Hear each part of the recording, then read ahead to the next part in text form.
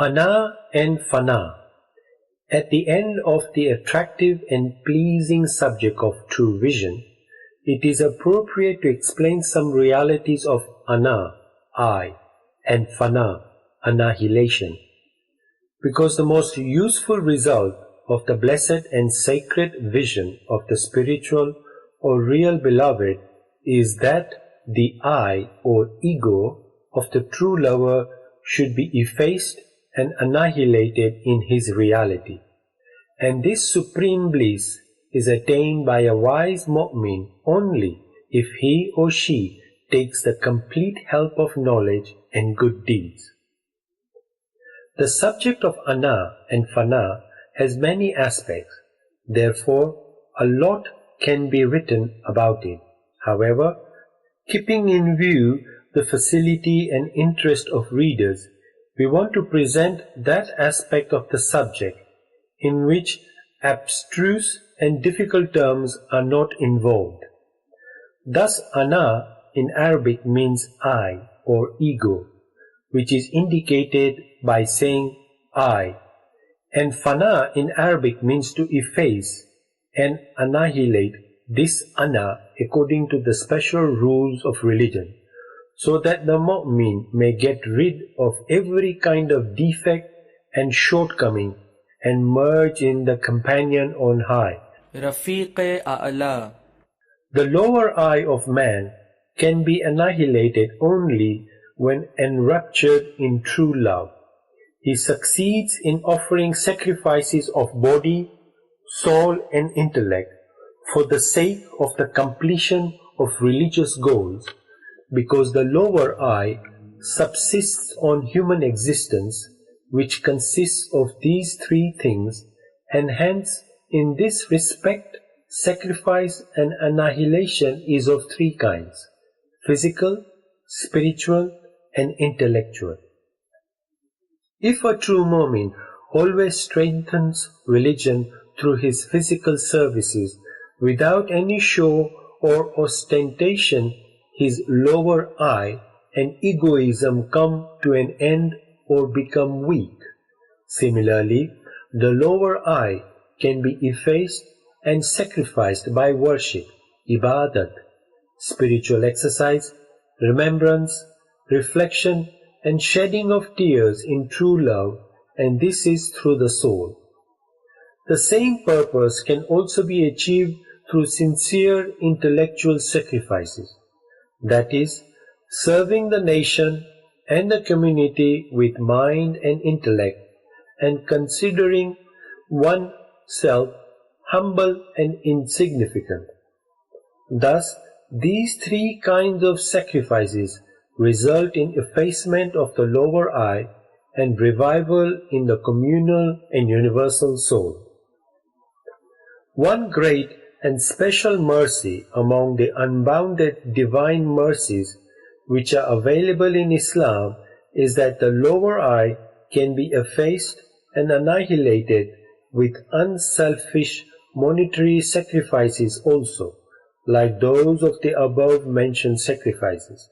It is so important because of the fact that contrary to it, the desire for the plenitude of wealth, parsimony, and avarice cause many vices such as self-conceit, egoism, selfishness, worldliness, voluptuousness, disobedience, which stop the growth of any zeal for any altruism, sacrifice, effacement, and annihilation. Thus, the prevention of these spiritual diseases and their cure are possible only through monetary sacrifices. The Holy Quran says, "Everything is perishable save His face. His is the authority, and to Him you shall all return." Surah 28, Ayat 88.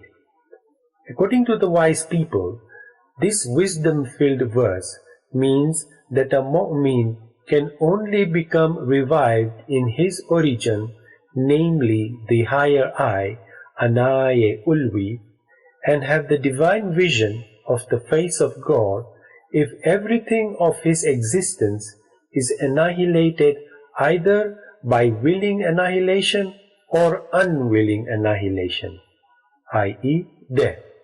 Otherwise, everything such as body, soul and intellect which is not purified and dissolved becomes a veil in front of him.